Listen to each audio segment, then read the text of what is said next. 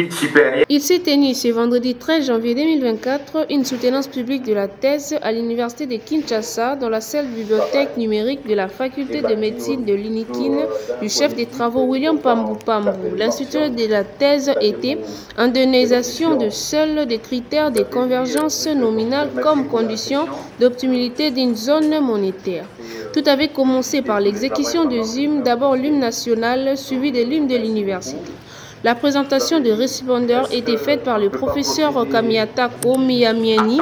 Dans la présentation, il avait donné la bibliographie du récipiendaire. Après cela, la parole avait été accordée au président du jury. Parmi les membres présents du jury, on a eu la présence remarquable du professeur Mabi Moulumba. Après la présentation des membres du jury, la parole avait été accordée au chef de travaux William Pambou Pambou pour présenter l'économie de sa thèse. Ce travail est bâti autour d'un polyptyque qui comprend 4 dimensions, c'est-à-dire pour que nous puissions bien comprendre cette thèse ou sinon bien l'expliquer. Nous l'avons bâti autour de 4 piliers. Ce sont des concepts clés, ce sont l'état stationnaire, politique macroéconomique, spécialement critères de convergence nominale, les rattrapages économiques, qui est en fait la finalité que poursuit une dynamique d'intégration monétaire ou économique, notamment en Afrique, et puis les lissages de chocs asymétriques. Alors, il faut dire que ce travail est, si vous voulez, bâti en tenant compte d'une préoccupation qui a été exprimée depuis les années, spécialement au Premier ministre, qui ont décidé de faire une sorte d'émulation en essayant de prendre pour modèle l'Union économique et monétaire européenne et voir dans quelle mesure il pouvait reproduire sa construction, sinon les démarches de sa construction en Afrique. Et donc, à travers une rencontre, un traité qui a été signé à Abuja en 1990, les grands décisionnaires africains ont décidé de mettre en place une batterie de politiques dont les objectifs principaux sont, entre autres, harmoniser les politiques monétaires, les politiques financières et les systèmes de paiement. Il s'agissait aussi de mettre en place un cadre qui devrait favoriser notamment, si vous voulez, les désenclavements des économies, considérées comme petites au regard de l'économie internationale, et créer un réseau de marchés intra-africains, lesquels marchés devraient être finalement connectés aux réseaux mondiaux des changes, notamment les commerces. Alors, il était également question de favoriser la coopération, notamment en termes de marchés. Ici, on mettra en exergue les marchés financiers, marchés monétaires, ainsi de suite. Donc, c'était ça. Et on peut aussi ajouter un autre élément, c'est que l'objectif poursuivi par Abuja était de faciliter les effets d'agglomération. Celle-ci est tout à fait soutenue par la théorie qu'on appellerait la nouvelle économie géographique, soutenue par Paul Krugman.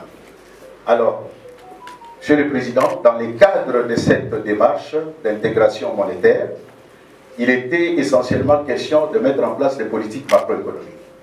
Ces politiques, donc, sur base du politique que nous avons présenté, les 4 piliers, ces politiques devraient amener les pays sous-développés, ici spécialement les pays africains, à se constituer en sous-groupes, qu'on a appelés les communautés économiques sous-régionales. Ces communautés économiques sous-régionales devraient arriver à réaliser les rattrapages économiques. Et ce rattrapage est inspiré de la théorie de la croissance de Solo-Swan. Alors, maintenant, pour arriver au rattrapage, il fallait que les conditions monétaires soient remplies. C'est-à-dire, les économies devraient être à même d'abord de lisser les chocs idiosyncrasiques auxquels ils faisaient face.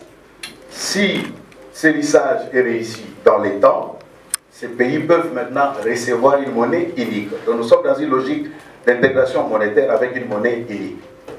Parce qu'in fine, les serres devraient être fondues, c'est-à-dire que les communautés économiques sous-régionales devraient être fondues pour donner lieu à l'union monétaire continentale. Et donc, on suppose que, arriver au rattrapage devrait passer par l'efficacité dans les lissages des chocs macroéconomiques. Et pour lisser, il fallait qu'il y ait bien sûr des objectifs, des politiques conjoncturelles et autres structurelles qu'il fallait mettre en place. Voilà pourquoi en 2001, les autorités africaines, dans le cadre de l'Association des banques centrales africaines et de la Commission économique pour l'Afrique, c'est une excroissance de l'ONU créée en 1978, à Alger, il était question de mettre en place le programme de coopération monétaire. Alors, si on met en exergue la coopération monétaire, c'est parce qu'il fallait, on va le démontrer, il fallait s'inspirer des modèles de Frankel et de Rose qui postulent que l'intégration monétaire est un déterminant de la croissance, c'est-à-dire ça facilite les échanges qui sont en fait un déterminant de la croissance. Alors, voilà pourquoi depuis 2002, il a été défini un critérium, une batterie de critères de convergence. Lesquels critères sont appliqués dans ces communautés économiques sous-régionales.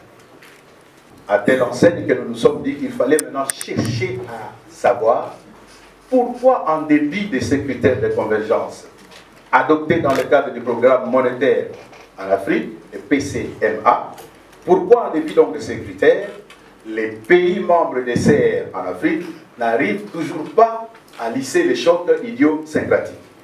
Et donc, in fine, nous avons décidé de poser une série de questions. Là, nous entrons vraiment là-dedans.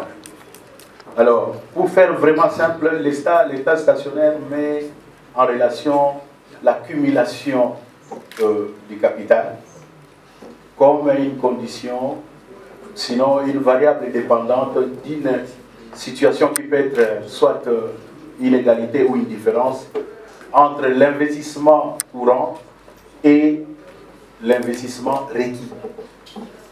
S'il y a égalité entre l'investissement courant et l'investissement requis, nous sommes à l'état stationnaire. En tout cas, je ne sais pas, c'est peut-être ce que je pouvais dire. Maintenant, une question se pose. Si on arrive à l'état stationnaire, ça veut dire que les pays atteignent un point de mariage. À la fin de l'exposé, le président du jury avait repris la parole pour l'étape de jeu questions et réponses appelée débat entre le récipiendaire et les membres du jury. Les sujets traités par les récipiendaires, en l'occurrence, endogénéisation des seuils des critères de convergence nominale comme condition d'optimalité d'une zone monétaire, puis ses racines de développement des modèles de croissance endogène. Et donc, si cela peut être aussi, donc s'il y a un modèle, n'est-ce pas, à travers le monde, qui, n'est-ce pas, qui peut, je dirais un peu, donc soutenir, n'est-ce pas, donc, la réponse à la question ici. Alors, la deuxième question, étant donné que pour certains pays comme la RDC, où les objectifs macroéconomiques, donc vous l'avez dit, sont ici, en fait, de valeur essentielle. Commencé à 10 h, la soutenance publique de thèse a pris fin à 14 h. La séance fut levée sous l'autorisation du président de la séance, l'ESGA, représentant M. le lecteur de l'UNIKIN, autorisant le jury à se retirer à huis clos. À la fin, le prof Kamiatako, proclamant le récipiendaire William Pambou Pambou, docteur en sciences avec le mention de grande distinction, Kinshasa, à bien vouloir conférer le grade de docteur en sciences économiques.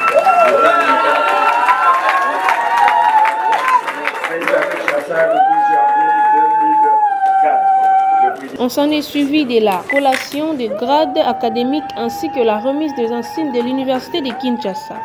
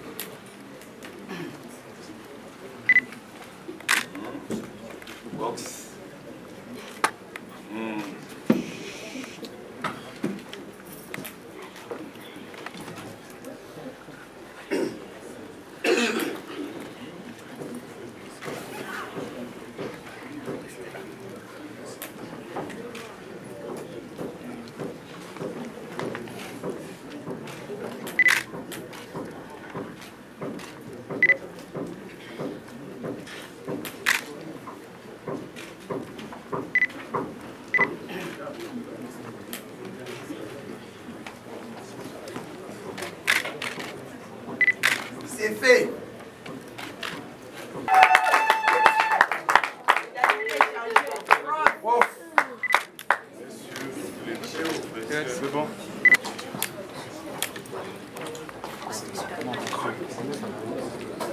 Attends, c'est quoi derrière?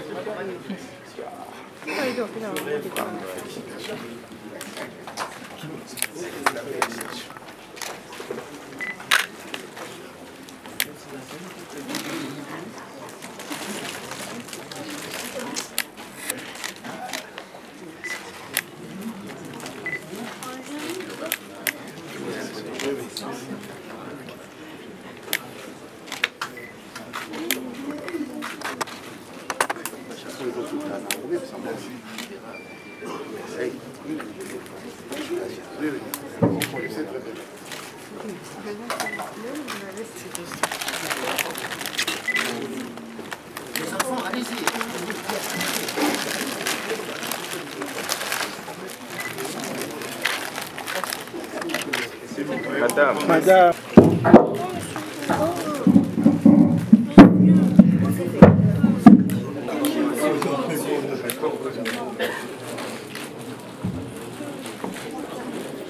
Voilà, après la séance de photos, nous demandons à tout le monde de bien vouloir s'asseoir. Les membres du jury également, la séance va se poursuivre.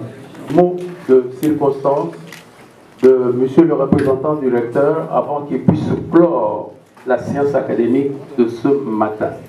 Mesdames et messieurs, nous portons à votre connaissance qu'à l'issue de cette séance, le lauréat... Se fit en présence d'un des conseillers du président de la République démocratique du Congo. Et un cocktail a été offert au président de la séance, les membres du jury, les officiers, le professeur présent dans la salle et les directeurs chefs des séances présents dans la salle.